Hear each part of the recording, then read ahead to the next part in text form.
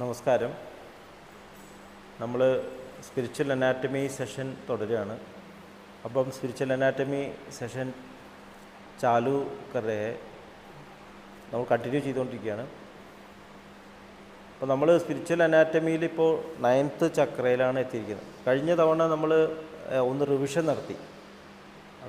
पिछली बार हमने एक रिविजन किया था हार्ट रीजन के बारे में और प्रपन्ना प्रभु तक जो क्या क्या होता है इसके में रिविഷൻ किया है. നമ്മൾ ശരിക്കും ഇപ്പോൾ പ്രപന്ന പ്രഭു സ്റ്റേറ്റ് എന്ന് പറയും. 9th പോയിൻറ്റ്, നമ്മുടെ ശരീരത്തിൽ 3 ലോവർ ചക്രാസ് നമ്മൾ കേട്ടിട്ടുണ്ട്. മൂലാധാരം, സ്വാധിഷ്ഠാനം, മണിപുരം, 3 ചക്രങ്ങളുണ്ട്. അതിനുശേഷം ഹൃദയചക്രം. പിന്നെ ബാബുജി മഹാരാജിൻ്റെ ഡിസ്കവറിയാണ് mind or central region. Babuji മഹാരാജിൻ്റെ കണ്ടുപിടുത്തങ്ങളാണ് ചക്രങ്ങൾ. സാധാരണ സഹസ്രദള കമലം ഇവിടെ വരെയാണ് മിക്ക സ്പിരിച്വൽ സിസ്റ്റംസിൽ പറയുന്നത്. सहजमार्ग में ये उसके भी आगे जाता है. सहस्रदल कमल में സ്പിരിച്വാലിറ്റി में कोई ഇമ്പോർട്ടൻസ് नहीं है, ऐसे दाजी ने बोला. സഹസ്രദള കമലം വളരെ ഇമ്പോർട്ടൻ്റ് ആണെന്നാണ് സാധാരണ മനസ്സിലാക്കി. പക്ഷേ സഹജമാർഗത്തിൽ സഹസ്രദള കമലത്തിന് സ്പിരിച്വലായിട്ട് സിഗ്നിഫിക്കൻസ് ഇല്ല. सहस्रदल कमल वो जगह है जहाँ से യൂണിവേഴ്സ് का ഒറിജിൻ होता है. സഹസ്രദള കമലം ഈ പ്രപഞ്ചം തുടങ്ങുന്ന ആ ഭാഗം, അതാണ് സഹസ്രദള കമലം. ഒരു താമരേനെ പോലെയാണ് കാണിച്ചിരിക്കുന്നത്. സഹസ്രദളങ്ങളുള്ളൊരു താമര. അപ്പോൾ അതിൽ ഓരോ ദളം സൂചിപ്പിക്കുന്ന ഓരോ യൂണിവേഴ്സാണ്. ഉസ്കോ ഏക് ഏക് ദൾ ഏക് ഏക് പ്രപഞ്ചക്കോ സൂചിത് കർത്താ है. അപ്പോൾ സഹസ്രം എന്ന് പറഞ്ഞ നമ്പർ വെറുതെ നമ്പർ ചെയ്ത് ശരിക്കും കോടാനുകോടി പ്രപഞ്ചങ്ങൾ. അപ്പോൾ ഒരു താമര എടുക്കുകയാണെങ്കിൽ ഒരു എതൾ ഒരു യൂണിവേഴ്സാണ്. അപ്പോൾ ആ എതളിലുള്ള ആൾക്കാരാണ് നമ്മളെല്ലാവരും. एक कॉस्मिक यूनिवर्स का एक भाग है हम. और उसके जो कंटेंट है, അപ്പോൾ എത്ര പ്രപഞ്ചങ്ങളുണ്ട് ആലോചിച്ചു. कितने प्रपंच है. एक स्टोरी है ऐसा कि एक बार ब्रह्मा भगवान कृष्ण को देखने के लिए द्वारका गए. ബ്രഹ്മാവ് ശ്രീകൃഷ്ണനെ കാണാനായിട്ട് ദ്വാരകയിൽ വന്നു. അപ്പോൾ ദ്വാരപാൽ से बोला कि भगवान से कृष्ण से बोलो कि ब्रह्मा आ गए हैं. ദ്വാരപാലൻ കൃഷ്ണനോട് പറഞ്ഞു ബ്രഹ്മാവ് വന്നിട്ടെന്ന് പറയാം. അപ്പോൾ ശ്രീകൃഷ്ണനെ പൂച്ച ഉൻസെ ജാക്കെ പൂച്ച കിസ് ദുനിയാ കെ ബ്രഹ്മ ഹെ, കിസ് യൂണിവേഴ്സ് കെ ബ്രഹ്മ ഹെ, ഏത് പ്രപഞ്ചത്തിലെ ബ്രഹ്മാവാന്ന് ചോദിക്കാൻ പറഞ്ഞു. അതൊരു കഥയാണ്. അപ്പോൾ എത്ര പ്രപഞ്ചങ്ങളുണ്ട് അത്രയും ബ്രഹ്മാവുണ്ട്, അത്രയും സൃഷ്ടാക്കളുണ്ട്. അതാണ് പറയുന്നത്. അപ്പോൾ നമ്മൾ സഹസ്രദള കമലത്തിലെത്തി എന്ന് വെച്ചാൽ നമ്മൾ ഇതെല്ലാം യോജിക്കുന്ന ക്രിയേഷൻ്റെ ആ ബഡിലെത്തി എന്ന് മാത്രം. അതാണ് സഹസ്രദള കമലം പറയുന്നത്. ആ സഹസ്രദള കമലം നിൽക്കുന്നത് 10th പോയിൻറ്റിന് 11th പോയിൻറ്റിന് ഇടയിലാണ്. അപ്പോൾ നമ്മളിപ്പോൾ 9th പോയിൻ്റാണ്. 9th ചക്രാമേഹയം. അപ്പോൾ ആജ്ഞാചക്ര ഇവിടെയാണ് ആജ്ഞാചക്രം. നമ്മൾ എല്ലാ വിധത്തിലുള്ള ഹാർട്ട് റീജണൽ നോളജും ലഭിച്ചിട്ട് ഇവിടെ പവർ സെൻറ്ററിലേക്ക് എത്തും. അതാണ് ആജ്ഞാചക്ര. ആജ്ഞാചക്ര के बाद आता है ബ്രഹ്മാണ്ഡ മണ്ഡൽ 7th പോയിൻറ്റ്, उसके ബാജു में ही है. അതിനുശേഷം ഒരു കുറച്ച് മുകളിൽ 8th ചക്ര. അതാണ് നമ്മൾ ശരണാഗതിയുടെ ഭാവം, പ്രപന്നാഭാവം എന്ന് പറയും. നമ്മൾ ഈ ബ്രഹ്മാണ്ഡ മണ്ഡൽ കഴിഞ്ഞ് പരബ്രഹ്മാണ്ഡ മണ്ഡലെത്തുന്നു 7th പോയിൻറ്റ്. 7th പോയിൻറ്റ് കഴിഞ്ഞിട്ട് എത്തുന്നതാണ് പ്രപന്ന സ്റ്റേറ്റ്, ശരണാഗതി സ്റ്റേറ്റ് കഴിഞ്ഞിട്ട് പ്രപന്ന സ്റ്റേറ്റ് കെ ബാദ് ആത്താ ഹെ 9th പോയിൻറ്റ്, വഹി പ്രപന്ന പ്രഭു എന്ന് പറഞ്ഞാൽ നമ്മൾ എല്ലാ വിധത്തിലെ അറിവുകളും നേടിക്കഴിഞ്ഞിട്ട് ഈഗോൻ്റെ ഏറ്റവും സബ്ലിമേറ്റഡ് ഏറ്റവും സിംഗുലർ സ്റ്റേറ്റിൽ എത്തിക്കഴിഞ്ഞിട്ട് നമ്മൾ മനസ്സിലാക്കുകയാണ് നമ്മുടെ മുകളിൽ ഈ ഞാനെന്നുള്ള ഭാവത്തിന് എല്ലാ പവറും നൽകുന്ന ഒരു ശക്തിയുണ്ട്, ഒരു മാസ്റ്റർ ഉണ്ടെന്ന് തിരിച്ചറിയാണ് ആ സമയത്ത്. जब हम प्रपन्ना प्रभु के पास आते तब हम सच्ची में रियलाइज़ करते हैं कि मैं जो काम करता हूँ मेरे ऊपर से वो डिवाइन प्रेजेंस है. അപ്പോഴാണ് നമ്മൾ ഭഗവത് ദർശനം ഉണ്ടാകുന്നത്. അപ്പോൾ സച്ച ഭഗവത് ദർശൻ സബ് ഹോത്തായ. അപ്പോൾ നമ്മൾ ഈശ്വരൻ്റെ സാമ്രാജ്യത്തിൻ്റെ വാതിൽക്കൽ എത്തിയിരിക്കുകയാണ്. നമ്മൾ ഇത്രയും സഞ്ചരിച്ചിട്ട് ഡിവൈൻ ഭൗതിക ലോകമെല്ലാം കഴിഞ്ഞ് മോക്ഷം ലഭിച്ചു, ഡിവൈൻ കിങ്ഡമിൻ്റെ മുമ്പിലെത്തിക്കുക. അപ്പോൾ നമ്മൾ അന്തം വിട്ടു. हमारे अंदर इतना आश्चर्य हो जाता है क्योंकि हम समझ जाते हैं कि मैं इतना छोटा हूँ. അപ്പോഴാണ് നമുക്ക് മനസ്സിലാവും നമ്മൾ ഇത്ര നിസ്സാരനാണ് എന്നുള്ളത് നമുക്ക് മനസ്സിലാവുന്നു. ബ്രഹ്മാവിന് തോന്നിയ പോലെ ബ്രഹ്മാവ് അപ്പോഴാണ് മനസ്സിലാവുക ബ്രഹ്മാവ് ആരാണ്, നീ ഇതിനു മുമ്പിൽ എത്ര കിടക്കുന്നു ശക്തി. അപ്പോൾ ആ ഒരു വണ്ടർ നമ്മുടെ പ്രപന്ന സ്റ്റേറ്റിലെത്തുന്നു. പക്ഷേ ആ വണ്ടറിൻ്റെ ഒപ്പം തന്നെ നമുക്കറിയാതെ ഒരു മനോധൈര്യം വരും. हमारे अंदर एक धीरज भी आता है, क्योंकि पता चलता है कि मेरे देखने वाला, मेरे देखभाल करने वाला एक മാസ്റ്റർ है. നമുക്ക് മനസ്സിലാവുകയാണ് നമ്മളെ നോക്കുന്ന നമ്മളെക്കാളും ഉയർന്ന ഒരു പേഴ്സണാലിറ്റി ഉണ്ട് എന്ന് തിരിച്ചറിയാണ്. അപ്പോൾ അദ്ദേഹത്തിൻ്റെ സംരക്ഷണം നമ്മൾ അനുഭവിക്കുന്നു. അദ്ദേഹത്തിൻ്റെ പ്രസൻസിലെത്തുമ്പോൾ ജബ് നമുക്ക് പത്താ ചലത്താ കി മേരെ പിതാജി ഹെ. നമ്മളിപ്പോൾ ഒരു അനാഥനായിട്ട് ജീവിച്ചുകൊണ്ടിരിക്കുകയാണെന്ന് ആലോചിച്ചു, ഓർഫനായിട്ട് ജീവിച്ചുകൊണ്ടിരിക്കുക. അപ്പോൾ തബി നമുക്ക് പത്താ ചലാ കി മേരാ പിതാജി മുझे मिल गया.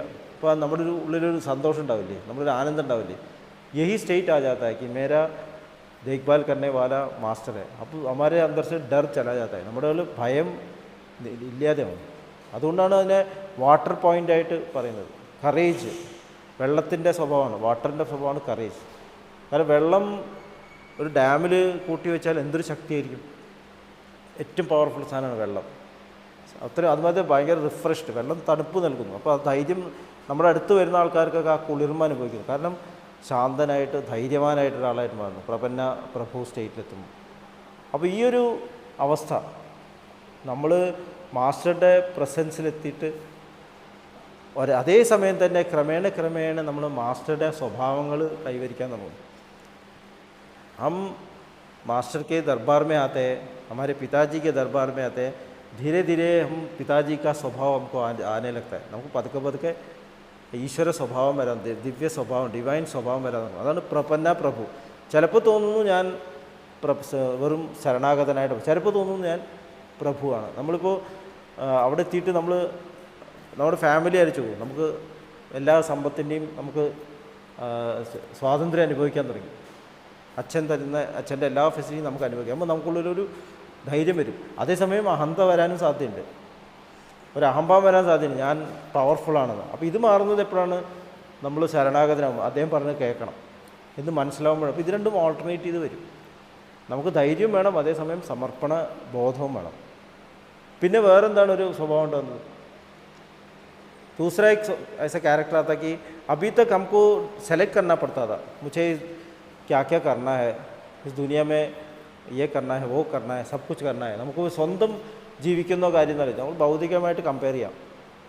നമുക്ക് നോക്കാൻ ആരുമില്ല, ഉത്തരവാദിത്തം നമ്മൾ തന്നെ നോക്കണം അല്ലേ. എന്തൊക്കെ ചെയ്യണം, എന്തൊക്കെ ജോലികൾ ചെയ്യണം, നമ്മുടെ ഉത്തരവാദിത്തങ്ങൾ നമ്മൾ തന്നെ നിറവേറ്റണം. हमारा काम हमें ही करना है, हमारा उत्तरदायित्व हमको ही निभाना है, ऐसा स्टेट था.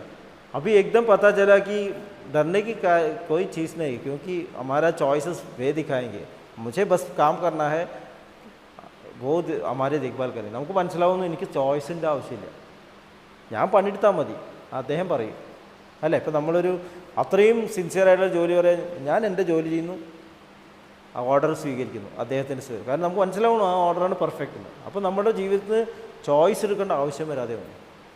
हमारे चॉइस सिलेक्शन करने की ज़रूरत ही नहीं पड़ती. क्या अच्छा है, क्या बुरा है, क्या सच है, क्या गलत है, ये सब चॉइस हम में नहीं है. हम अपना ഓട്ടോമാറ്റിക് काम करने लगता है. നമ്മൾ നമ്മുടെ ജീവിതത്തിൽ ഓട്ടോമാറ്റിക്കായിട്ട് ആ ചെയ്യുന്ന ജോലികൾ പെർഫെക്റ്റാണ്. കാരണം അവിടെ എല്ലാത്തിനും ഡിവൈൻ ഒരു മുദ്ര, ഒരു സീൽ അവിടെ പതിഞ്ഞു കഴിഞ്ഞു. എല്ലാ കാര്യങ്ങളും ഡിവൈൻ സീൽ. അപ്പോൾ നമ്മൾ ചെയ്യുന്നത് തെറ്റില്ല. നമ്മളൊരു കാര്യത്തിൽ പ്രവർത്തിക്കുമ്പോൾ ചെല്ലുമ്പോൾ അതിന് ഡിവൈൻ മുദ്ര, സീൽ വരികയാണ്. അപ്പോൾ ചോയ്സസ് നമ്മുടെ ജീവിതത്തിൽ നിന്ന് നമുക്ക് പോവുകയാണ്. മനസ്സിലായില്ലേ? അപ്പോൾ അങ്ങനെയാകുമ്പോൾ നമ്മുടെ ശരിക്കുള്ള ഒരു എൻറ്റിറ്റി രൂപീകരിക്കപ്പെടുന്നു. हमने बोला था कि हम अनाथ थे, अभी हमें सनाथ बन के നമ്മുടെ ഒരു എൻറ്റിറ്റി, നമ്മുടെ ശരിക്കുള്ള സ്വഭാവം നമ്മുടെ തറവാട് നമുക്ക് മനസ്സിലായി എന്ന് പറയില്ലേ. നമുക്ക് പത്താ ചലാ कि मैं इस फैमिली का मेंबर. അപ്പോൾ നമ്മുടെ പുറകിലൊരു സീൽ വന്നാൽ മതി. बाबूजी महाराज बोलते थे, बाबूजी महाराज ने एक आदमी ने बोला कि मुझे भूत बहुत डराता है, എൻ്റെ ജീവിതത്തിൽ ഭൂതങ്ങൾ, ഭൂതപ്രേത പിശാചുക്കളുടെ പ്രശ്നം ഉണ്ടാവുന്നു. आचार्य അപ്പോൾ उसने क्या बोला, जब कोई आता है तो बोलो कि मैं रामचंद्र गोत्र का हूँ, എൻ്റെ ഗോത്രം രാമചന്ദ്ര ഗോത്രമാണ് എന്ന് പറഞ്ഞാൽ മാസ്റ്ററുടെ പേര്, അതോടുകൂടി അത് ഓടിപ്പോയിക്കൊള്ളുന്നതാണ്. അപ്പോൾ ചലാ ജായക. അത്രയും കോൺഫിഡൻസ് ആണ് മാസ്റ്റർ. കാരണം ഇവിടെ ആർക്കും പ്രവേശിക്കാൻ പറ്റില്ല. നമ്മുടെ ജീവിതത്തിൽ അങ്ങനെ ഒരു ഡെവിളിനോ ഒന്നിനും ഉപദ്രവിക്കാൻ പറ്റില്ല, ഒരു നെഗറ്റീവ് ശക്തിക്കും പ്രവേശിക്കാൻ പറ്റില്ല. हमारे जीवन में कोई ऐसा नेगेटिव नहीं आएगा, क्योंकि हम डिवाइन के संरक्षण में, നമ്മൾ ഡിവിനിറ്റിയുടെ സംരക്ഷണത്തിലാണ്. ഹനുമാൻ്റെ ഉദാഹരണമുണ്ട്. ഹനുമാനാണ് ഈ സ്റ്റേറ്റിൻ്റെ ഒരു ഉദാഹരണം. ഹനുമാന് പേടിയില്ല, പക്ഷെ ഹനുമാൻ സ്വയം തീരുമാനം എടുക്കില്ല. ഹനുമാൻ ഇങ്ങനെ ഇരിക്കുകയാണ്. ഇപ്പോൾ ലങ്കയിലേക്ക് ചാടാൻ വേണ്ടിയിട്ട് പല കുരങ്ങന്മാരും പല പറയും ഞാൻ ഇത്ര ചാടും ഇത്ര ചാടും. कोई वानर बैठे हैं बोले कि मैं इतना कूद सकता हूँ, मैं उतना कूद, कोई लंका समुद्र पार नहीं कर सकता है. तो ഹനുമാൻ ऐसे ചുപ്ചാപ്പ് बैठा है. ഹനുമാൻ ഇങ്ങനെ മിണ്ടാണ്ടിരിക്കുകയാണ്. അപ്പോഴാണ് ജാംബവാൻ വന്ന് പറയുന്നത്, അങ്ങല്ലേ പണ്ട് സൂര്യൻ്റെ നേരെ ചാടിയത്, അങ്ങ് ഇത് ചെയ്തതല്ലേ, അങ്ങേക്കിത് പറ്റും. ഹനുമാനോട് പറയാണ് അങ്ങേക്ക് പറ്റും. അപ്പോൾ ഹനുമാൻ പെട്ടെന്ന് മനസ്സിലാവാണ്. और उनको पता चला कि मैं भगवान का काम करना है, श्रीराम का काम करना है, അല്ലേ, ഭഗവാൻ ശ്രീരാം കാ കാം കർണ. അതോടുകൂടി അദ്ദേഹത്തിന് ആ ശക്തിയൊന്നും അദ്ദേഹം ചാടി. പക്ഷേ അവിടെ ചെന്നിട്ട് സീതാമാതാവിനെ തിരിച്ചു കൊണ്ടുവരാൻ അദ്ദേഹം തുനിഞ്ഞില്ല. उधर गए और सीता माता को वो ले आ सकते थे, पर उसके ऑर्डर में ये नहीं था. भगवान ने क्या बोला, उधर जाके ये रिंग दे दो, बस उसका वो उधर जाके पता चलो कि रावण से मिलो और बोलो कि मैं പത്നി को छोड़ दो. ഇത് പറയാനാണ് അവിടെ ദൂതനായിട്ട് പോയി. അത് പറഞ്ഞു. എന്നിട്ട് പറഞ്ഞു ഭഗവാൻ വരുന്നുണ്ട്. ഹനുമാൻ ചാഹേത്തോ രാവൺ को मार सकता था. ഹനുമാൻ ലങ്ക മുഴുവൻ കത്തിച്ചു. എന്നിട്ട് തിരിച്ചു പോന്നു. കാരണം അതെൻ്റെ ഡ്യൂട്ടിയിൽ പെട്ടതല്ല. ഇതാണ് ശരണാഗത ഭാവം. നമുക്കെന്താണോ അലോട്ട് ചെയ്തത് അത് മനസ്സിലാക്കിയിട്ട് നമുക്ക് തോന്നും നമുക്ക് ചെയ്യാമെന്ന്, അല്ലേ. ചില കാര്യങ്ങൾ നമ്മൾ ഞാൻ തന്നെ ചെയ്യാം, അവർ ബോസിൻ്റെ ആവശ്യമില്ല ഞാൻ ചെയ്യാം, പക്ഷേ അത് നമ്മുടെ ഡ്യൂട്ടി അല്ല. അതിന് വേറെ കാരണം ഉണ്ടായിരിക്കും, നമുക്കറിയില്ല. വേറെ പല കാരണങ്ങളും ഉണ്ടായിരിക്കാം. കാരണം ഭഗവാൻ അവിടെ ചെന്നിട്ട് ഒരുപാട് കാര്യങ്ങൾ ചെയ്യാനുണ്ട്. വിഭീഷണനെ രാജാവാക്കണം, ഒരുപാട് കാര്യങ്ങളുണ്ട്. അത് ഹനുമാന് ചെയ്യാൻ പറ്റില്ല. അപ്പോൾ ഈ തരത്തിലുള്ള ഒരു സ്റ്റേറ്റ് ഈഗോലെസ് സ്റ്റേറ്റ് അതാണ് ഹനുമാൻ. ഹനുമാൻ മാന് ജോ മാൻ കോ മാർ ദിയ നിക്കാൽ ദിയ ഹെ, അതാണ് ഹനുമാൻ എന്ന് പറഞ്ഞാൽ. അഭിമാനം, ഈഗോ ഇല്ലാത്ത ഹനിച്ചിട്ടുള്ള, അഭിമാനത്തെ ഹനിച്ചിട്ടുള്ളതാണ് ഹനുമാൻ. അപ്പോൾ അങ്ങനെയുള്ളൊരു സ്റ്റേറ്റ് നമ്മുടെ ഉള്ളിൽ വരുന്നു. അപ്പോൾ നമ്മുടെ യഥാർത്ഥത്തിലുള്ള സ്പിരിച്വൽ എൻറ്റിറ്റി. ഹനുമാനോട് ചോദിച്ചാൽ ഹനുമാൻ എന്താ പറയുക, ഞാൻ ഭഗവാൻ ശ്രീരാമൻ്റെ ഭക്തനാണ്. അതാണ് ഹനുമാൻ്റെ എൻറ്റിറ്റി. തബി തക് ക്യാ താ വോ ഉൻകെ പിതാജി കെ പുത്ര, കേസരി കാ പുത്ര ഹെ, അഞ്ജന കാ പുത്ര ഹെ, ഇതൊക്കെ പല പേരുകളുണ്ട്. പക്ഷേ അതൊക്കെ പോയിട്ട് ഏക് എൻറ്റിറ്റി ഹെ, മേ ഭഗവാൻ ശ്രീരാം കാ ഭക്തു. അപ്പോൾ ആ ഒരു എൻറ്റിറ്റി നമ്മളിൽ രൂപപ്പെടുത്തുന്നു. നമ്മളിവിടെ ഫാമിലി ഉണ്ട്, നമുക്കിവിടെ അച്ഛനമ്മമാരുണ്ട്, പലതും ഉണ്ട്. അതൊക്കെ ഈ ജന്മത്തിന് മാത്രം. जब हम इधर जी रहे हैं हमारे बहुत बहुत ऐसे आइडेंटिटीज़ है. मैं ये जॉब करता हूँ, मेरा फैमिली है, पिताजी है, माताजी है, ये सब कितना ഈ ജന്മ के लिए है. पर എറ്റേണൽ എൻറ്റിറ്റി क्या है? നമ്മുടെ എറ്റേണൽ ഐഡൻറ്റിറ്റി എന്താണ്? ഞാൻ എൻ്റെ ഗുരുനാഥൻ്റെ ശിഷ്യനാണ്. അതൊരിക്കലും നശിക്കാൻ പോകുന്നില്ല. പെർമനൻ്റ് എൻറ്റിറ്റിയാണത്. वो എൻറ്റിറ്റി ഉദർ ഡെവലപ്പ് होता है. ആ ഒരു എൻറ്റിറ്റി അവിടെ ഡെവലപ്പ് ചെയ്യുന്നത്. അപ്പോൾ നമ്മളിവിടെ എന്ത് ചെയ്യുമ്പോഴും നമ്മൾ ആ ഒരു സ്മരണയിലാണ് ചെയ്യുന്നത്. അതാണ് പ്രപന്ന പ്രഭുവിൻ്റെ വ്യത്യാസം. മനസ്സിലായില്ലേ?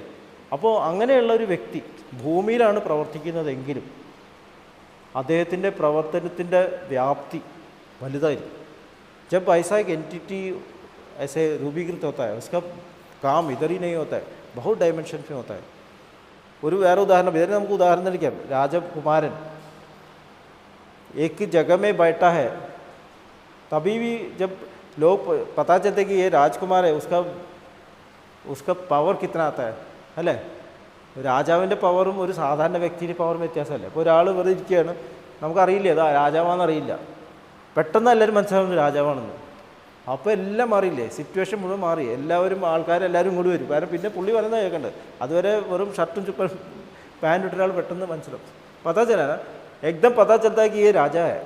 അപ്പോൾ രാജാവിൻ്റെ പവർ അല്ല വീട്ടിൽ മാത്രമല്ല, अले एक राजा का पावर उसके घर में नहीं है, वो उस साम्राज्य में पूरा है. ऐसे ही एक भक्त का प्रपन्ना प्रभु के जो स्पिरिचुअल एंटिटी रूपीकृत होता है, उसका काम इस स्तर पर नहीं है.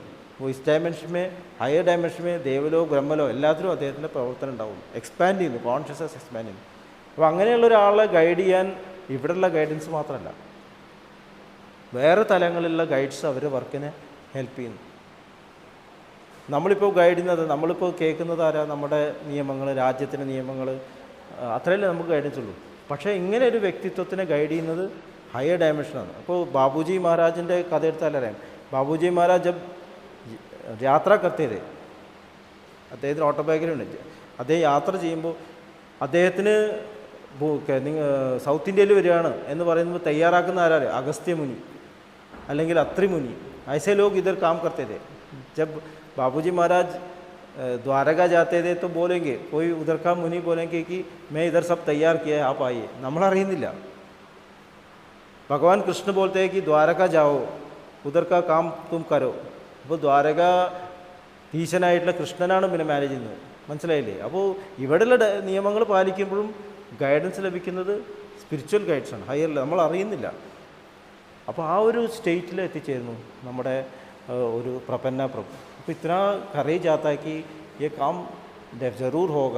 നമ്മളൊരു ജോലി ചെയ്യുമ്പോൾ ഇപ്പം എന്നാൽ അനോണിമിറ്റീനെ പറ്റി പറഞ്ഞു. ആരും അറിയണം എന്നില്ല.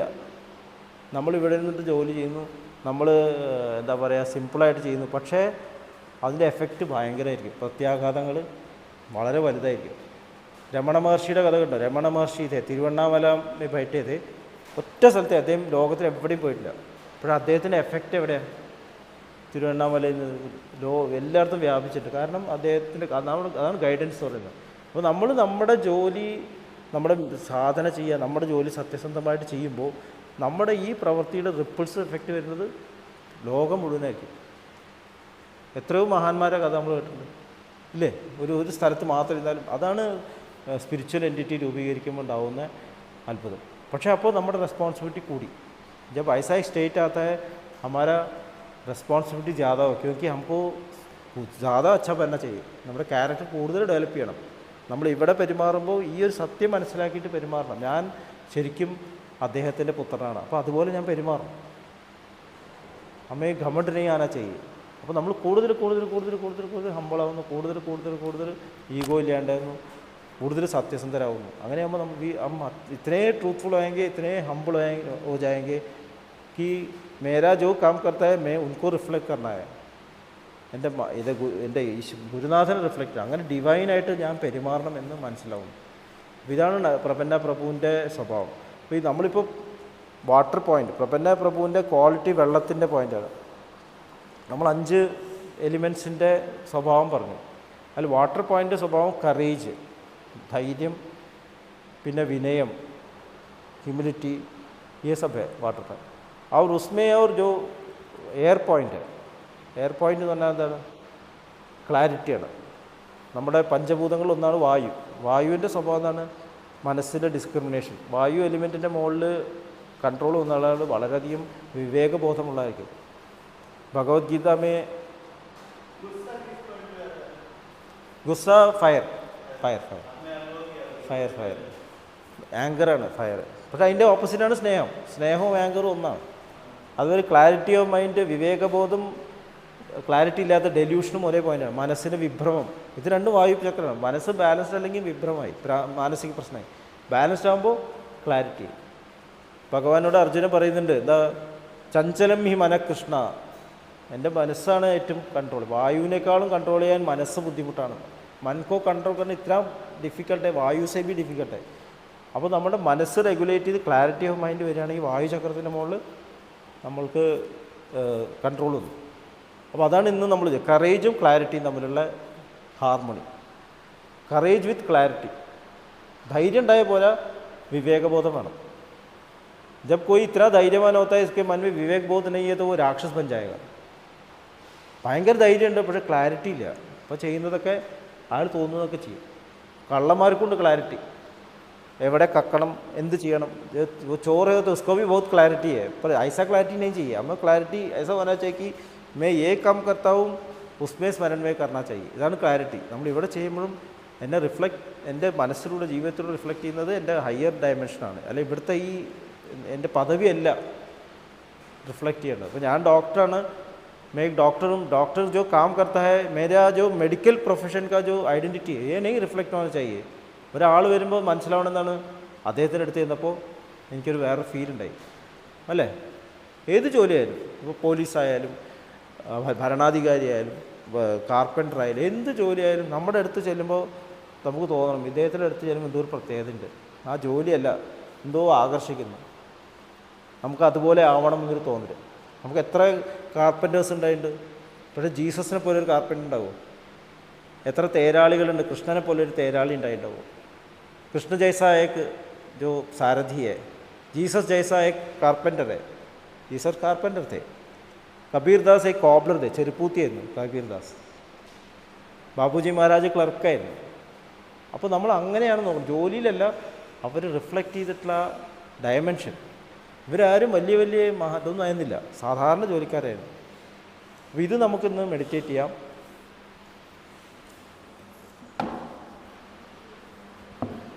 അപ്പോൾ വാട്ടർ പോയിൻറ്റും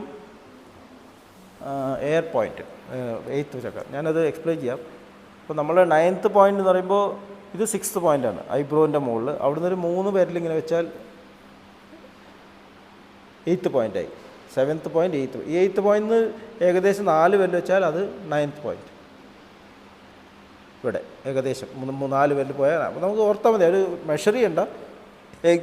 इधर है 9th पॉइंट लगभग.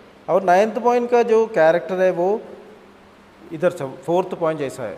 9th point quality 4th point അതേ ക്വാളിറ്റി. 4th പോയിൻ്റ് എന്ന് പറഞ്ഞാൽ ചെസ്റ്റിൻ്റെ റൈറ്റ് സൈഡ് വാട്ടർ പോയിൻ്റാണ്, വാട്ടർ പോയിൻ്റാണ്. ആ വാട്ടർ പോയിൻറ്റിൽ ഓരോ പോയിൻറ്റിലും എല്ലാ एलिमेंट्स हैं, सभी पॉइंट्स में सभी एलिमेंट्स पंचभूत है. वाटर पॉइंट के सेंटर में वाटर एलिमेंट है, उसके 12 o'clock पे है एयर एलिमेंट. ഒരു ക്ലോക്ക് എടുക്കുകയാണെങ്കിൽ നടുവിൽ വെള്ളം, മുകളിൽ എയർ, ഇങ്ങനെയാണ് അത് വരുന്നത്. അപ്പോൾ ഇതിനെ ഇവിടെ നമ്മൾ മെഡിറ്റേറ്റ് ചെയ്യും, 9th പോയിൻറ്റിലേക്ക് ശ്രദ്ധിക്കും. हम इधर ध्यान करेंगे और हमारा अटेंशन 9th पॉइंट की तरफ करेंगे. അപ്പോൾ ആദ്യം ശുദ്ധീകരണമാണ്.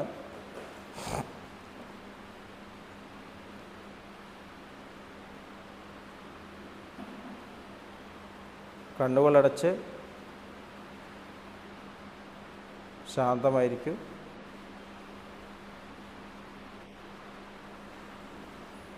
ഫസ്റ്റ് പോയിൻറ്റിൽ, ഫസ്റ്റ് പോയിൻ്റ് എന്ന് പറയുമ്പോൾ ചെസ്റ്റിൻ്റെ लोअर पार्ट, चेस्ट के लेफ्ट साइड के लोअर पार्ट में है फर्स्ट पॉइंट, അത് എർത്ത് പോയിൻ്റാണ്. ഉദർ ഹം ധ്യാൻ ചാലു കരേംഗെ. ഹൃദയത്തിലുള്ള ദിവ്യപ്രകാശത്തിൻ്റെ സ്രോതസ്സ് മനസ്സിനെ ആകർഷിക്കുന്നതായി അനുഭവിക്കൂ. ആ ദിവ്യപ്രകാശത്തിൽ ധ്യാനം ആരംഭിക്കൂ. हृदय में स्थित दिव्य प्रकाश का स्रोत मन को आकर्षित करते हुए महसूस कीजिए. उस दिव्य प्रकाश में ध्यान शुरू कीजिए. മനസ്സിൽ ചിന്തകൾ വരുന്നുണ്ടെങ്കിൽ മൃദുവായി അവഗണിക്കുക. ദിവ്യപ്രകാശത്തിൽ ധ്യാനം തുടരുക. मन में चिंताएं आती है तो धीमे से इग्नोर कीजिए और दिव्य प्रकाश में ध्यान चालू रखिए. Please start meditation.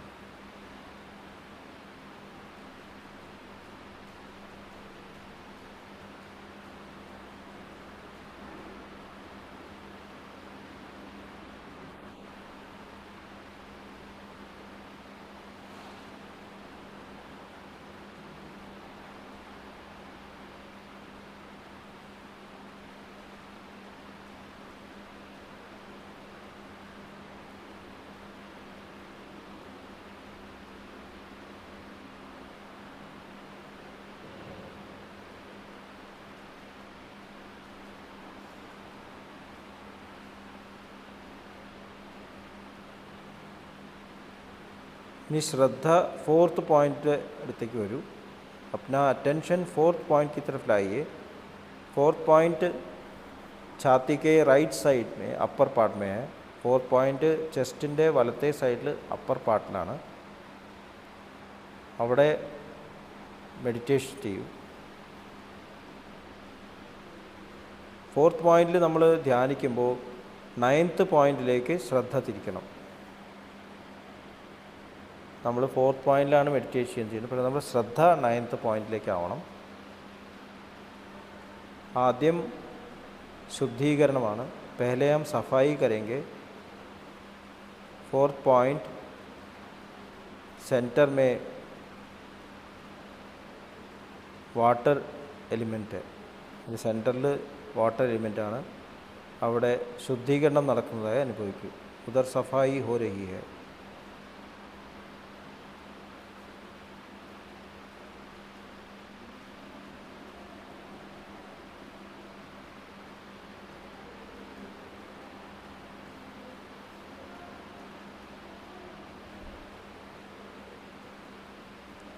ഇനി ഫിഫ്ത്ത് പോയിന്റിലേക്ക് വരൂ. ഫിഫ്ത്ത് പോയിന്റ് എന്ന് പറയുമ്പോൾ കഴുത്തിൻ്റെ ലോവർ പാർട്ടാണ്. ഗർദൻ കെ ലോവർ പാർട്ട് മേ ഹെ ഫിഫ്ത്ത് പോയിന്റ്.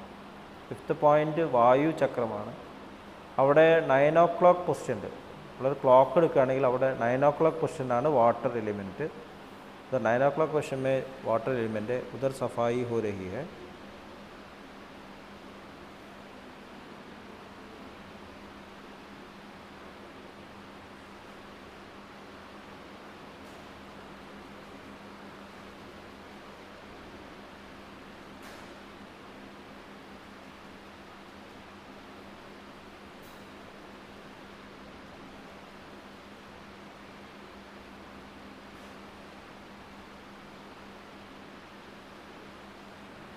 ഇനി ഫസ്റ്റ് പോയിന്റിലേക്ക് വരൂ.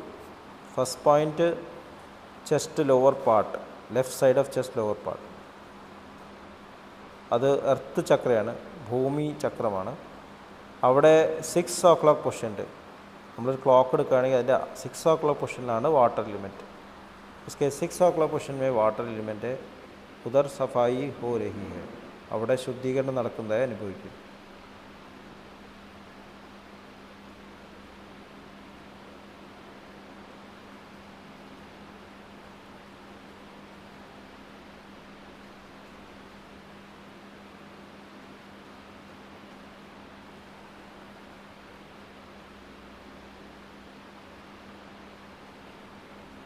ഇനി സെക്കൻഡ് പോയിന്റിലേക്ക് വരൂ.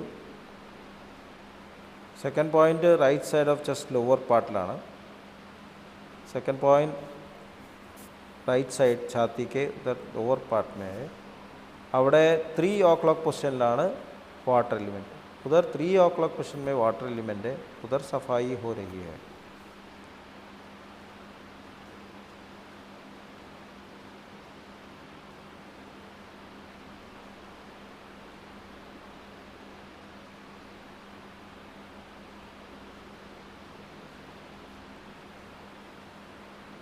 ഇനി തേർഡ് പോയിന്റിലേക്ക് വരൂ.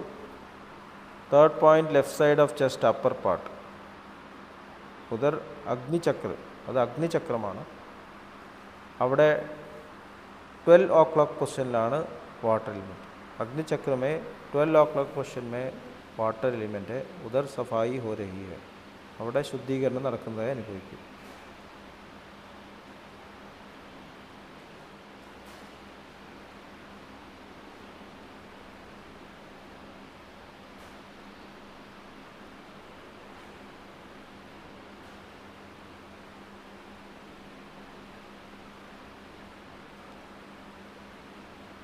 ഇനി തിരിച്ച് ഫോർത്ത് പോയിന്റിലേക്ക് വരൂ. വാപ്പസ് ഫോർത്ത് പോയിന്റ് में आइए. Fourth point right side of chest upper പാർട്ടിലാണ്. വാട്ടർ ജലചക്രമാണ്. അപ്പോൾ ഇവിടെ നമ്മൾ ശ്രദ്ധ 9 o'clock 9th പോയിന്റിലേക്ക് കൊണ്ടുവരണം. हमारा अटेंशन 9th പോയിന്റ് പ്രപന്ന പ്രഭു കെ പോയിന്റ് पर आना चाहिए. ഇന്ന് നമ്മൾ ചെയ്യുന്നത് ജലവും വായുവും തമ്മിലുള്ള കോർഡിനേഷനാണ്. जो 9th पॉइंट का वाटर एलिमेंट है और 9th पॉइंट का वायु एलिमेंट है. वायु एलिमेंट 12 o'clock പൊസിഷൻ में. ഇത് രണ്ടും തമ്മിലുള്ള ഹാർമണൈസിങ് ജലചക്രത്തിൻ്റെ സ്വഭാവമായിട്ടുള്ള ധൈര്യം, കറേജ്, ധീരജ്, ഹ്യൂമിലിറ്റി, വിനയം, അതും വായുചക്രത്തിൻ്റെ क्लैरिटी. वायुचक्र का जो विवेक बोध है, पावर ऑफ डिस्क्रिमिनेशन, क्लैरिटिയും കറേജും, ധീരജ് और വിവേക്, ഇത് തമ്മിൽ സംയോജിച്ചുകൊണ്ട് ഹാർമണൈസ് ചെയ്യുകയാണ് എന്ന് സങ്കല്പിച്ചുകൊണ്ട് ധ്യാനിക്കും. ये जब क्वालिटी, ये जो क्वालिटी से सब हार्मोनाइज हो रहे हैं, सभी समन्वय में आ रहा है. Please start meditation.